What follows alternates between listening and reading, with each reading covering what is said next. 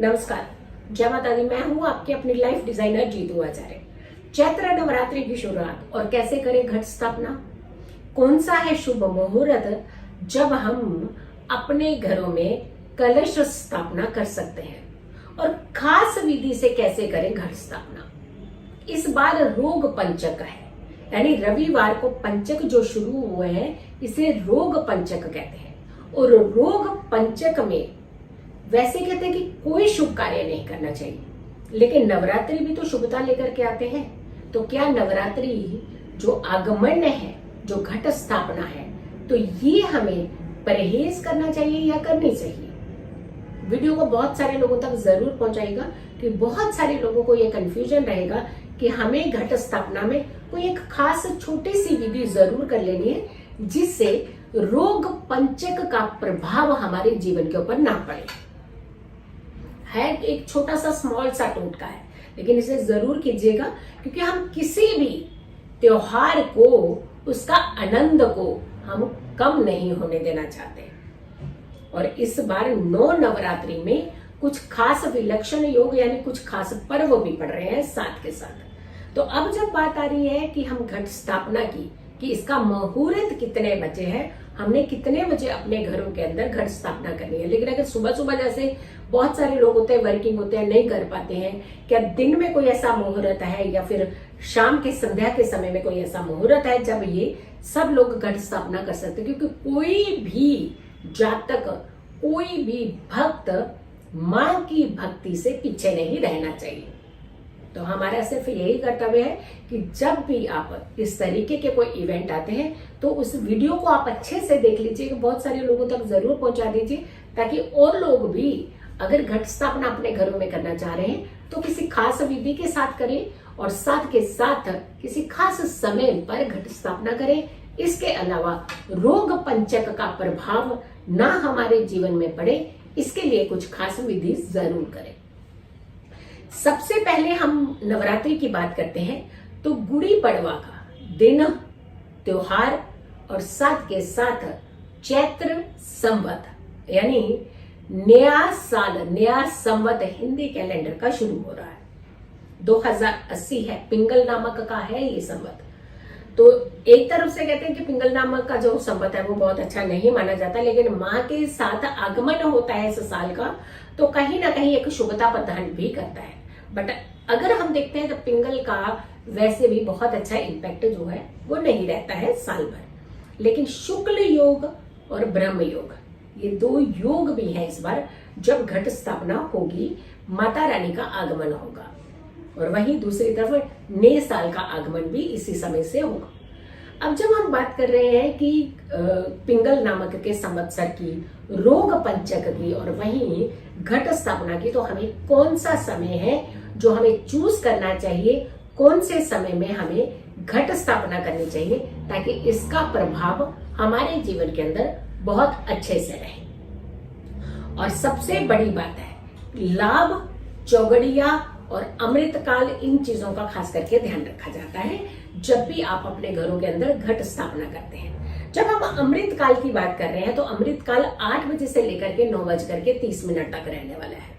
तो ये जो अमृतकाल है, क्या अमृतकाल में हम लोग पूजा भक्ति कर सकते हैं या फिर घट स्थापना कर सकते हैं, या इनमें से भी हमें कोई खास समय जो है वो चूज करना चाहिए घट स्थापना का? बेनिफिशियल जो समय होता है वो बहुत उत्तम माना जाता है, यानी किसी भी चीज का बेनिफिट हमें कई गुना ज्यादा मिले। तो है तो रोग पंचक है, इस समय चल रहे होंगे, लेकिन वहीं एक ऐसा योग बन रहा है जिसे हम कहते हैं लाभ का योग, बेनिफिट का योग। और उस बेनिफिट का योग वैसे तो बहुत थोड़ा सा समय है ज्यादा, लेकिन उन समय के अंदर पर्टिकुलर हम एक समय बता रहे हैं जो आपने चूज करना है सुबह की घट स्थापना करने के लिए, और वो है 6:30 बजे से लेकर के 7:30 बजे तक का सुबह का।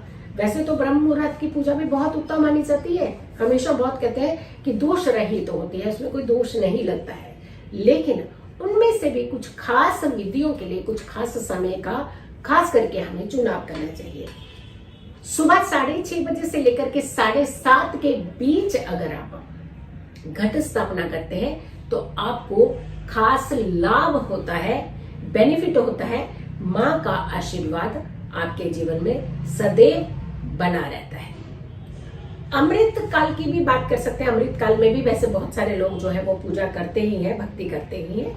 और जब हम बात करते हैं, अगर स्थिर लग्न में भी कहते हैं कि अगर हम अपने पूजा भक्ति करें और उसमें भी हमें बहुत सारा लाभ जो है अच्छा मिलता है, उसकी बात भी हम करेंगे। लेकिन एक और मुहूर्त है जिसका आपने खास करके इस्तेमाल जो है प्रयोग कर सकते हैं। जैसे हमने कहा कि ब्रह्म मुहूर्त बहुत अच्छा होता है, दोष रहित होता है, इसमें दोष नहीं लगता है, दोष के बिना होता है ये। और ये ब्रह्म मुहूर्त भी खास करके आप 5:40 से पहले आप उसमें भी वैसे पूजा कर सकते हैं। लेकिन 6:30 से 7:30 के बीच अगर आप पूजा भक्ति करते हैं या फिर आप कलश स्थापना, घट स्थापना करते हैं तो आपको खास लाभ मिलता है। अमृत काल के अलावा एक विजय मुहूर्त है। अगर मान लीजिए किसी कारण से आप नहीं कर पा रहे हैं पूजा, वैसे तो आप खास करके कहते हैं कि अभिजीत मुहूर्त जो होता है, इस मुहूर्त में भी आप अपनी पूजा भक्ति जो है वो कर सकते हैं। और ये समय खास करके आप 12:15 तक ले सकते हैं आप। और इसमें भी खास समय बता देते हैं 11:45 से लेकर के 12:15 तक का। इस बीच में भी अगर आप करना चाहते हैं तो घट स्थापना कर सकते हैं, अगर आपको आगे पीछे का टाइम सूट नहीं करता है तो। लेकिन हम फिर कहेंगे 6:30 से 7:30 के बीच का समय बहुत उत्तम है। उस समय अगर आप घट स्थापना करते हैं तो आपके लिए बहुत उत्तम योग बनता है।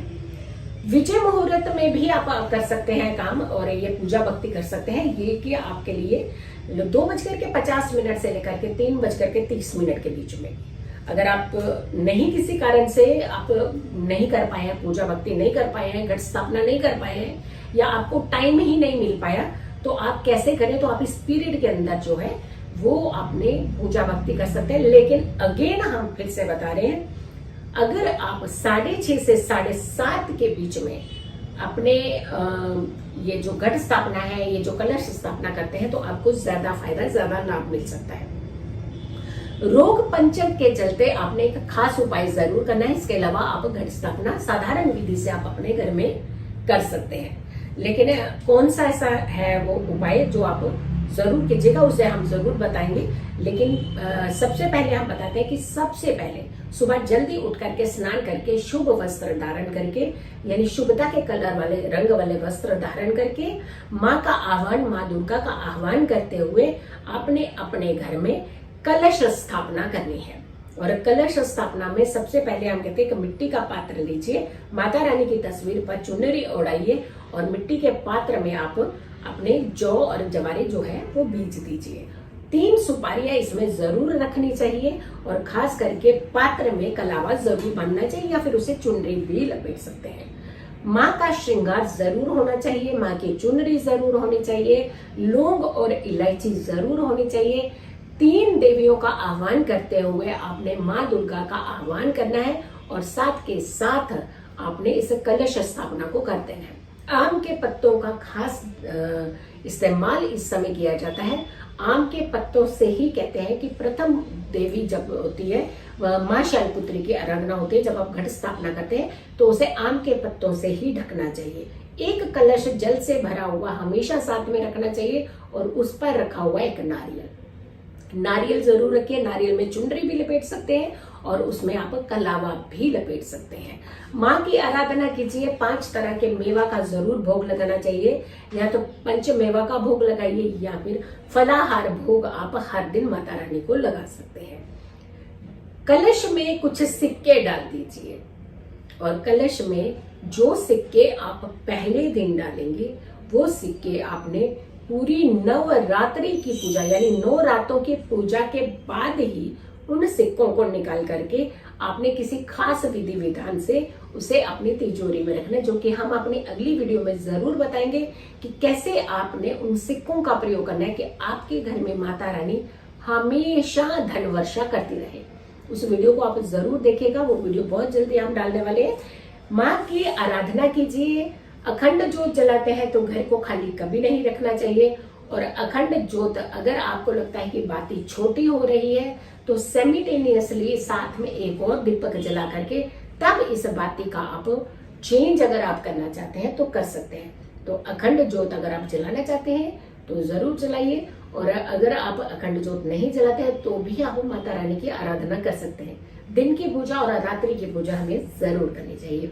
तो कलश स्थापना में आपने खास करके ये ध्यान रखना है कि समय कौन सा है। वीडियो को ज्यादा से ज्यादा लोगों तक जरूर पहुंचाइएगा, क्योंकि बहुत सारे लोगों को कलश स्थापना अपने घर में करनी है, घट स्थापना करनी है, और हर कोई अब माता रानी के भक्त जो है वो माता रानी की भक्ति में लीन होना चाहते हैं। तो वीडियो को ज्यादा से ज्यादा शेयर जरूर कीजिए। जय माता दी लिखिए मेरी हर वीडियो के ऊपर, आप रिमार्क्स जरूर डालिएगा कि आपको ये वीडियो कैसी लगती है और आप और किस तरीके की वीडियोस जो है वो आप चाहते हैं। तो आप वीडियो को ज्यादा से ज्यादा शेयर कीजिएगा और मेरी सारी वीडियोस को जरूर देखेगा। अगली वीडियो का करें इंतजार, तब तक के लिए नमस्कार, जय माता दी।